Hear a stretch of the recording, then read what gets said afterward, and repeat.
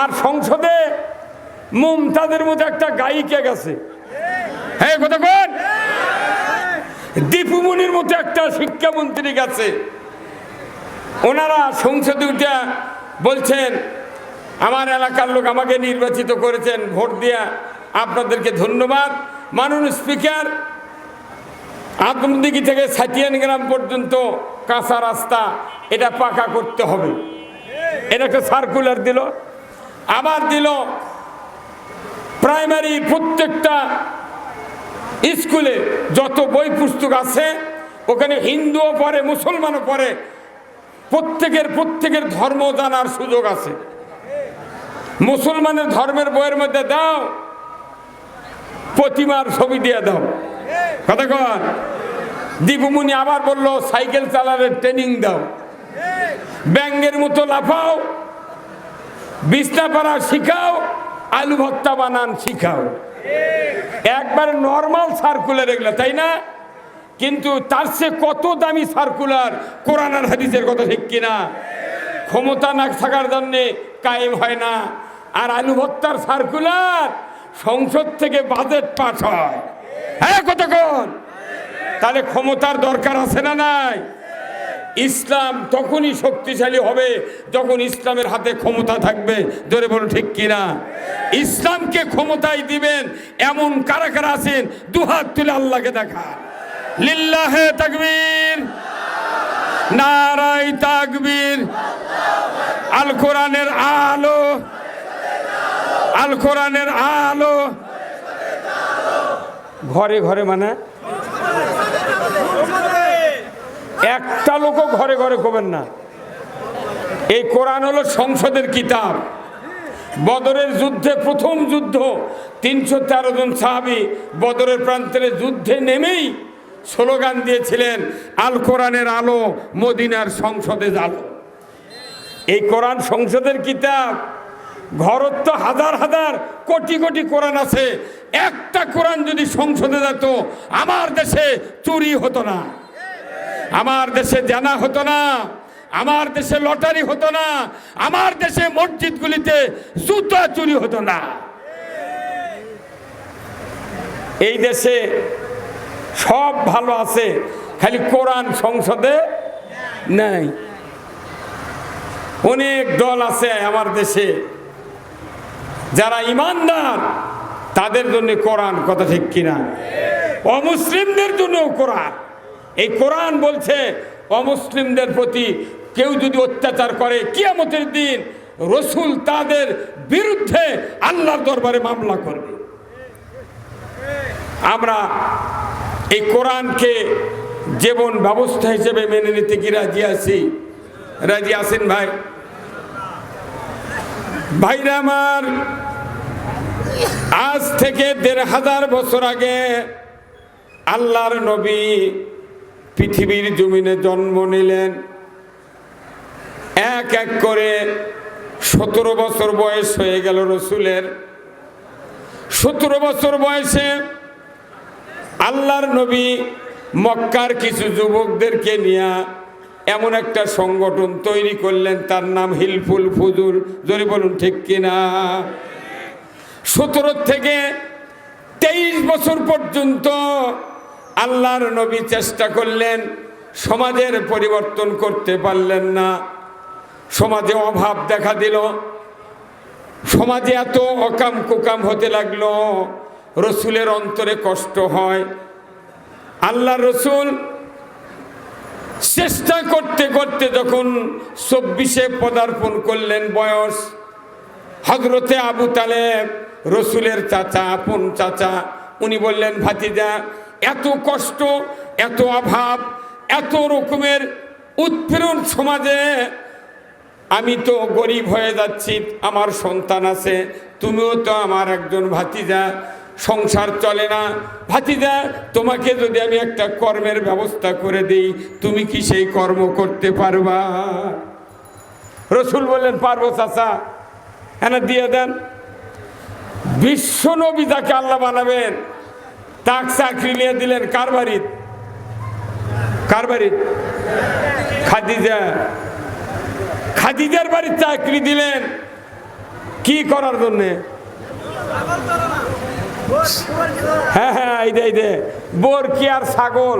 তার প্রত্যেকটা নবীকে আল্লাহ তাআলা ছাগল চড়ে ট্রেনিং দিলেন। কারণ কি, ছাগল যদি কেউ চড়াবের যায়, এক ছাগল একটা একজনের গাছ খাবি, একজনের ধান খাবি, আর একজনের কি খাবি, গম খাবি।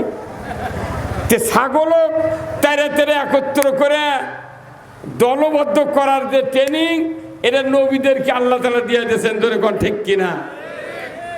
কারণ কি, যে মানুষ সমাজে থাকবে, কেউ চুরি করবি, কেউ জানা করবি, কেউ সুদ খাবি, কেউ লটারি কিনবি, কত কোন গায়ে তে চারিদিক মানুষ যাবি। এই মানুষগুলা ঐক্যবদ্ধ করে আল্লাহর পথে আনতে হবে, কথা ঠিক কিনা? এই ট্রেনিং দেওয়ার জন্য আল্লাহ তাআলা নবীদেরকে ছাগল চড়ানোর ট্রেনিং দিয়েছে। আলহামদুলিল্লাহ। ভাইরা আমার, আল্লাহর নবী 24-এ পদার্পণ করল বয়স। হযরতে আবু তালেব রসুলকে কর্ম দেওয়ার জন্য খাদিজার বাড়িতে গেলেন। যাওয়ার পরে খাদিজাকে বললেন, খাদিজা, এই মক্কাতে তুমি 3 নাম্বার ধনী মানুষ, তোমার বাড়িতে আমার ভাতিজা মুহাম্মদকে একটু চাকরি দিতে চাই, তুমি যদি নাও আমার সংসার চলার একটু সুবিধা হতো। খাদিজা বললেন, আবু তালেব, আপনি যে কথা বলছেন আমি গ্রহণ করলাম, আপনার ওই ভাতিজাকে আমার বাড়িতে আপনি হাজির করেন। হাজির করা হলো। রসুলের দিকটাকে খাদিজা বুঝে পারছে, আসল লোক আমি পেয়েছি। ধরে কোন আল্লাহু আকবার। কি লোক? আসল রাখাল কৃষাণক দেখলি গারস্থ বোঝে কে কামলে আর কে অকামলে। হ্যাঁ, জনগণ ভোটের আগেই বোঝে, ভোট দেওয়ার আগেই বোঝে। প্রার্থী দেখলি এক ভোট দিলে কি হবি আর কি বুঝতে পারে। আমার ভাইরা, আল্লাহ রাব্বুল আলামিনের পক্ষ থেকে যাকে নবুয়ত দেওয়া হবে, এই মানুষটা খাদিজা রাদিয়াল্লাহু তাআলা আনহার সামনে দাঁড়িয়ে আছে। খাদিজা দেখা মাত্রই রসুলের চেহারা দেখে তাকে গ্রহণ করলেন। চাকরি লেগে গেলেন, চলছে চাকরি। হঠাৎ করে একদিন হযরত খাদিজা রাদিয়াল্লাহু তাআলা আনহা, মুহাম্মদ সাল্লাল্লাহু আলাইহি ওয়াসাল্লাম নবী হন নাই তখনও, সকালবেলা নাস্তা করে দুম্বা নিয়ে, ছাগল নিয়ে মরুভূমির প্রান্তরে চলে যাচ্ছেন।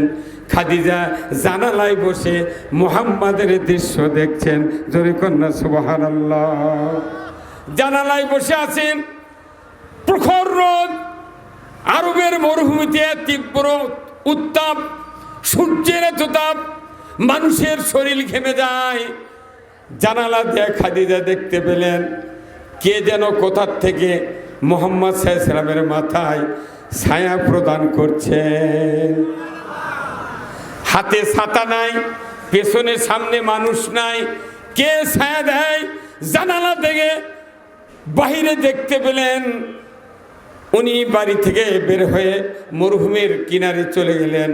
যে দেখেন সূর্যের সামনে কে যেন একটা মেঘখণ্ড এমনভাবে দাঁড় করে রেখেছেন।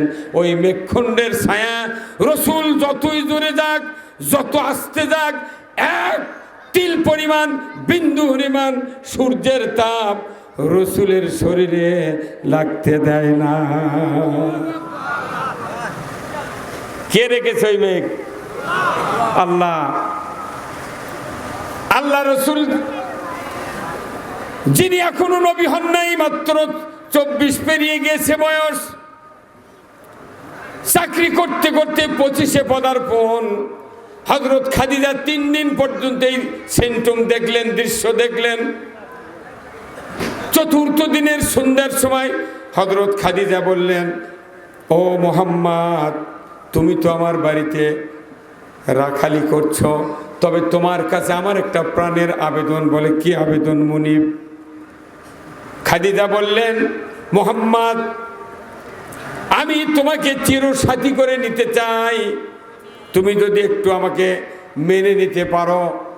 আমার একজন স্বামী দুনিয়ার থেকে বিদায় হয়েছেন, একজন আমাকে তালাক দিয়েছেন, 2টা স্বামীর পর আমি তোমাকে স্বামী হিসেবে গ্রহণ করতে চাই, তোমার মতামত কি একটু জানাবে? মুহাম্মদ সাল্লাল্লাহু আলাইহি ওয়াসাল্লাম নবী হন নাই, মাত্র 25 বছরের যুবক। উনি বললেন, মুনিব, আমি মায়ের পেট থাকতে 6 মাস বয়স বাবাকে হারিয়েছি, 6 বছর বয়সে মাকে হারিয়েছি, 7 বছর বয়সে দাদাকে হারিয়েছি। আমার ফ্যামিলিতে মাথায় হাত বুলানোর আর কেউ নাই, শুধুমাত্র আমার একজন চাচা আবু তালেব। তার পরামর্শ ছাড়া, পারমিশন ছাড়া আপনাকে কোনো কথা বলতে পারবো না। চরিত্র কাকে বলে? নবী হওয়ার আগেই চরিত্র কাকে বলে? আল্লাহু আকবার। কয় বছরের বয়স? 25। ওই মক্কার ভেতরে 3 নাম্বার ধনী, সোনা দানা ব্যবসা বাণিজ্যের কোনো অভাব নাই। আচ্ছা, এইরকম একটা মেয়ে যদি এখানে আদমদিঘি 3টা বাসা, বগুড়াতে একটা বাসা, সোনার দোকান, টাইলসের দোকান, তারপরে বিরাট ফ্যাক্টরি আছে, এইরকম একটা যদি বিধবা মহিলা বাংলাদেশের 16 বছরের যুবক বলে, ভাই তোমাকে আমার খুব পছন্দ হচ্ছে, তোমাকে আমি বিয়ে করবে চাই, তাই কি এইরকম কথা বলবি? তার বাপ আছে, ভাই আছে, দাদা আছে, নানা আছে, খালু আছে, দুলা ভাই আছে, কাউকে বলার অপেক্ষা রাখবে না, তখনই বলবে চলো আমরা বগুড়া লটারি পাবলিক ক্লাবে যাই। হ্যাঁ, কথা বল না কে? আর রসুলের চরিত্র কি? যে চাচা ছাড়া আমি কিছু বলতে পারবো না, এরই নাম হলো চরিত্র। কথা ঠিক কিনা ভাইরা আমার? রসুল বললেন চাচাকে ছাড়া আমি পারবো না। বাড়িতে গেলেন, চাচার সাথে আলাপ হলো।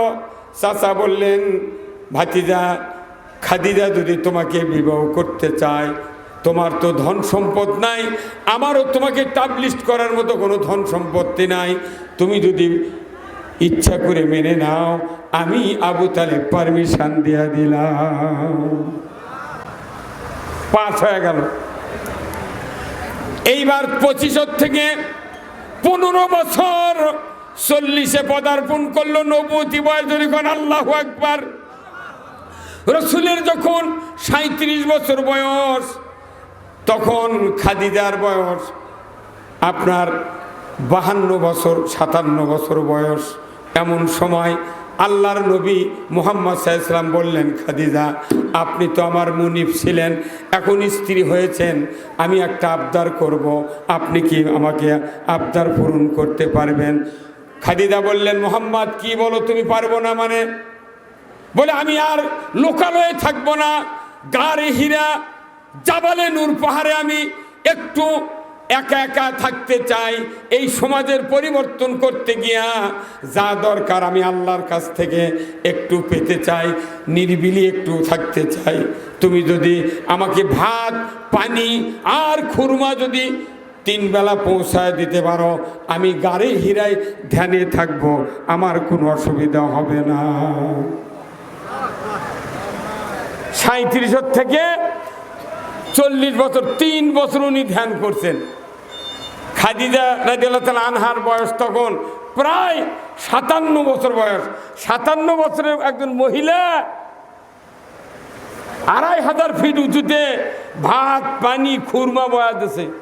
আর আমাদের দেশের একটা কোন মিয়া বিয়ে হয়া 2 সোল 1 সোল না হতি, স্বামী যদি এই সবার থেকে তা ডাক দেয় যে নইমের মা একটু দরজা খুলে দাও, তখন বলবি কেবলই ঘুম ধরছে আর আইসে ডাক পেল লাগছে। কথা কন? তাহলে এই দেশের মহিলাগুলা যদি খাদিজার মতো চরিত্র ধরত, আর যুবকেরা যদি রসুলের 25 বছরের যুবক ধরত, আমার সমাজে কোনো অন্যায় হতো না। কথা ঠিক কিনা? কোনো অন্যায় হতো না।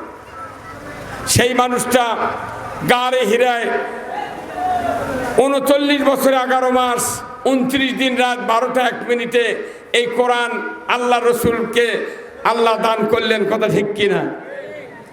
আল্লাহ রাব্বুল আলামিন কোরআনুল কারিমে বলছেন, ইকরা বিসমি রাব্বিকাল্লাযী খলাক। পড়ুন মুহাম্মদ সৃষ্টিকর্তা রবের নামে, যিনি আপনাকে সৃষ্টি করেছেন। বলুন তো আমাদের সৃষ্টিকর্তাকে, ধরে বলেন কে?